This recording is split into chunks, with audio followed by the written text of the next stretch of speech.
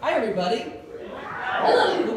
What a great way to spend a Sunday with all of you and honoring four wonderful people that we've all had the pleasure of knowing and playing with over the years. Speaking of honors, Jeff and I were so honored that Aaron chose us to introduce him today for his induction into the Columbus Trail Club Hall of Fame. Thank you, Aaron. So to get started, I want to share some thoughts that Kirsten shared on what makes all of these members or these honorees special. When we induct members into our Hall of Fame, we often look at past actions and impact. How have they served? How have they helped us progress? How have they been leaders in our community? But it's also important to think about what each Hall of Famer gives to our organization moving forward. They're all touchstones for the Columbus Curling Club. Hall of Famers set a standard that can keep us focused and keep us on track, and they embody our values. Now, I also want to share, as someone who is often known primarily through his wife and his own Jen, we want to do our best to keep the spotlight on Aaron for the next few minutes, knowing that Jen will also have her moment in about the amount of time that it should take to play one end in standard league play. Aaron started his curling adventure in the fall of 2009. There was a group of four couples who got together regularly for Michigan date night. And on Aaron and Jen's date night to plan, they arranged to have the group learn how to curl. You might ask, where did they get that idea? Well, the idea came when they happened to be at the Clintonville Farmers Market and saw John Jackson pushing a curling stone along the sidewalk. Yeah, everybody has that visual right now. Like many of us, something happened in that first Learn to Curl that hooked Jen and Aaron, and they moved on to Instructional League. It was there that they met other longtime curlers and friends, Allison Mills, Morag and Josh, TJ and Maria, Ryan Reed, and Katie Greniger as one of their first instructors. I'm told this group quickly embraced the broomstick. By winter of 2010, Aaron was obviously a pro because it was Olympic year. He quickly jumped into teaching other aspired curlers and other people who thought curling can't be that hard. We should get it done. This was the beginning of many years of service to the Columbus Curling Club and its members.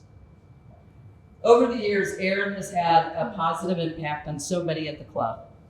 For some, it was through his teaching a Learn to Curl Instructional League or juniors. For others, it was the many new members he played with and mentored on Thursday Mixed or Friday League. And for many more, it's been his welcoming nature and the way he models the spirit of curling in all that he does. Jason Cowan, who's one of the members who regularly subs on our Monday team, shared a story about some of the unexpected places where Aaron's spirit of curling shows up. Jason was skiing at Mad River and got to chatting with the person on the lift with him, and the conversation turned to curling, as it does for so many of us. Now, as they talked, Jason learned that the person riding along with him not only was familiar with our club, but had been introduced to it by Aaron and Jen. As Jason said, this wasn't really surprising, but was rather a reminder of how vital Aaron is for our curling community and the atmosphere that he brings both on and off the ice. Now, if you've played with Aaron or if you've attended an instructional session that he's helped with, you know his geniality and welcoming spirit.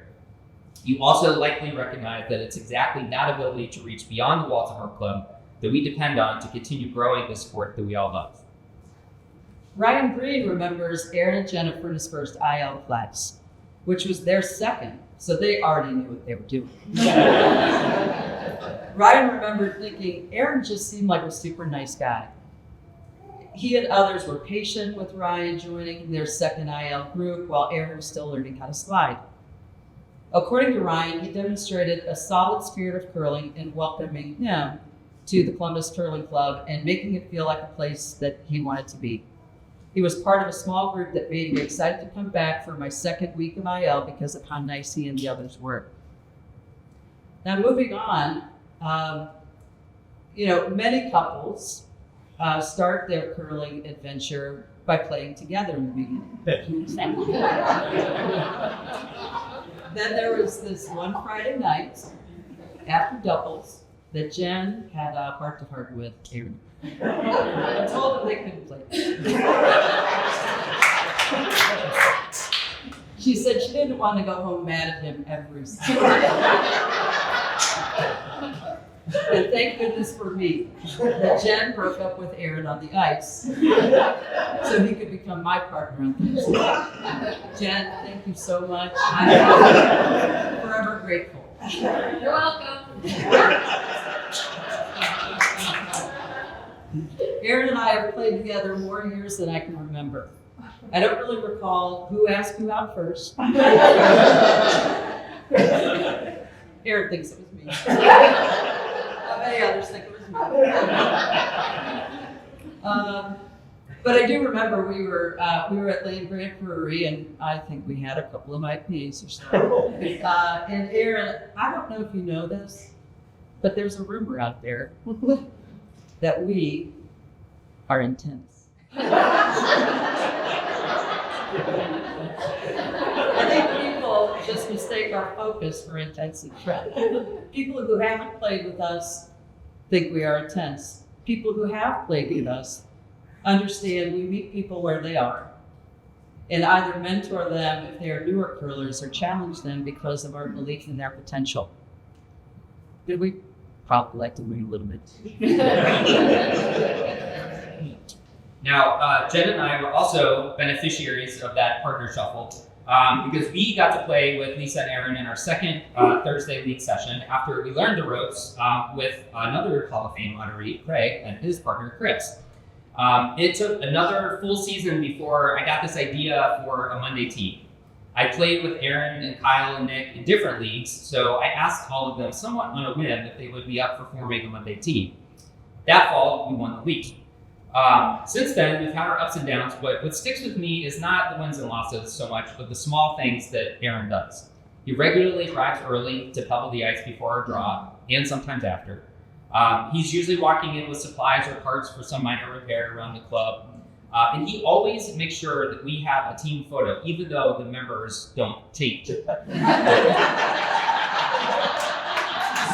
Now, secretly, I think this is just so that he can continue to show that he fails to age, while I feel like I have aged about 20 years in the 8 years that I have been at the club. Now, the other way in which I've gotten to know Aaron is through the administrative operation of the club. Aaron stepped in to fill the end of a vacant board position in the winter session of 2018 and was promptly voted to be president at the next annual meeting, because that's how that goes sometimes. That summer, we tagged along on a bike and brewery tour that David and Chris organized, and I remember sitting in Brewdog with Aaron. There's a brewery theme here. But I remember sitting in Brewdog with Aaron talking about all the ways that Jen and I could lend our leadership development expertise to Aaron's board. Aaron served as the president for 2 years and then handed over the reins to Larry Cook in 2020 to pursue his true passion, which was serving as the BFM chair for 5 years. Now, it made sense because he'd already been fulfilling those duties while also serving as president. And as Jack Dieter, his predecessor as president, described it, as president, he managed the duties of BFM as well as president while searching for a replacement. That search proved elusive. And at the end of the annual meeting where Aaron gave his sign-off as president, he also shared the results of a 2-year search that Aaron Frim would be the new BFM chair. Being willing to continue in that role, doing it right up to the present moment on top of everything else that he's done for the club is a great example of Aaron's long-term dedication to making our club a better place. Now, personally, I have been his designated ladder holder for countless light bulb replacements and more than a few attempts to redirect roof water away from our precious beer stores. Now, I am not sure which of these came first, whether it's Aaron serving as BFM chair or Aaron's BFM face. But if you have ever mentioned something to him that was in need of attention at the club, and maybe it had been that way for quite some time, he would look at you and his eyes would widen just a little bit. He would throw up his hands and say, "Nobody ever told me this was a problem."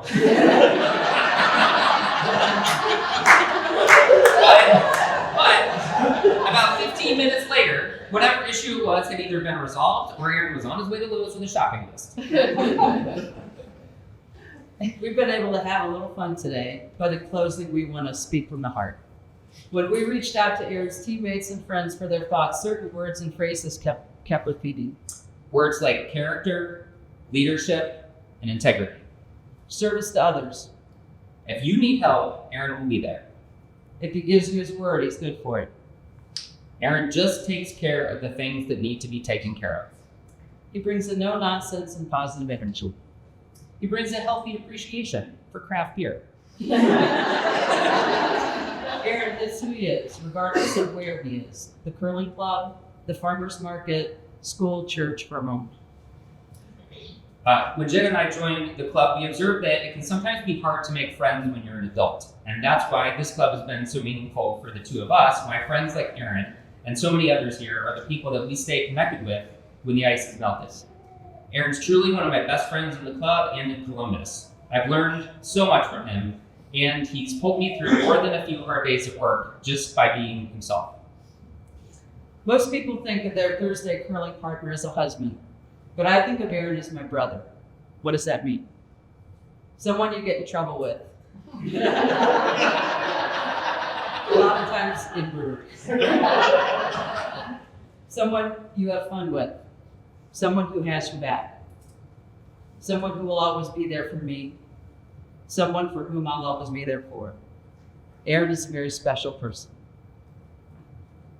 Another special person who knows both Aaron and one of our other honorees quite well is their son Ian, who said, "My experience of the club when I was younger was watching a lot of TV."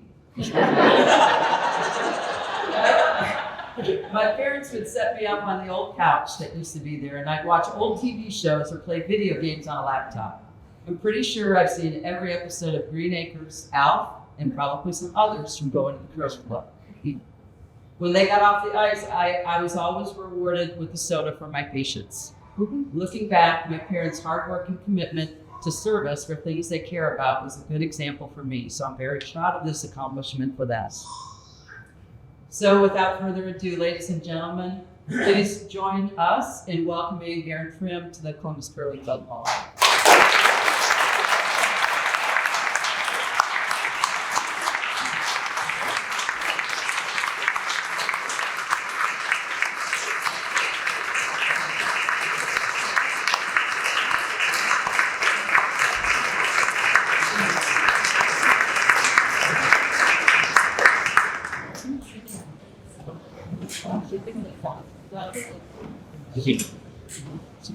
After that, everything that I'm about to say is going to tell me that. Okay. So I want to thank the committee for this incredible honor. Congratulations to my fellow inductees as well. We spent so much time together behind the scenes that Joe wanted to go in was to go. I want to call on our son Ian. Thanks for being such a laid-back kid who was happy to sit on the warm room sofa with soft drink and reruns. I love my mom and dad to curl. Back in 2009, he was getting old enough that Jen and I were thinking about, getting out of the house some, and we had subbed it to ballroom dancing lessons and the instructional league. And by that end of that instructional league, with the incredible people that were already mentioned, we decided that he was going to be curling. Curling over dancing was a great decision for two reasons. One, I'm terrible at leading, and two, we've made and continue to make some lifelong friends. People with whom we travel overseas, chased out multiple solar eclipses. Then, of course, there are all the backyards, bonspiels, and breweries. I would like to highlight a few people with some things. Bob and Barb Baroni, they're my examples of kindness and service to others. They welcomed us into this club, and Jim and I were honored to speak for Bob when he was inducted into the Hall of Fame and stuff. Thank you. Terry Butterworth and Jack Gator, two presidents that preceded me. You set up systems of delegation so that the job didn't mean doing everything yourself. And Jack demonstrated calm under pressure with so many fires to put out literally anything. Morag Boyd, your organization, leadership, and heavy lifting as board chair made my job easier. I always appreciate your thoughtfulness and insight as we made decisions together. Kirsten, thanks for your leadership over the past several years. You have done so much for this club, and you've elevated the presidency to a height so that I can never come back.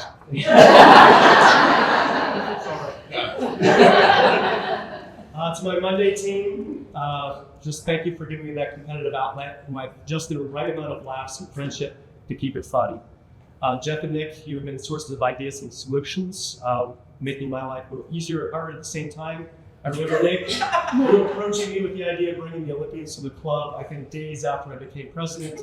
And then Jeff always has the eye for things that need to be fixed at the club. Jeff, I think you're the only person we're up down in that one. And then Lisa and Mary Kay, this is one of those friendships that makes me so grateful for the Columbus Curling Club. Lisa, thank you for choosing me so many years ago to be your permanent spouse. And thank you for teaching me the importance of the candle and date on the bottoms of my PAs. To Jen, my real wife. It's just too bad that my overcompetitive nature and inability to not comment on a shot or super ball has meant that we do not curl back in together. It could have been pretty good, but we've each found someone else now, so let's water under the bridge. Seriously, thanks for doing this with me. So much of my involvement in this club is about following your example, keeping up with the standard that you set for community service without complaint. I love that we get to share this community together. Thank you, everyone.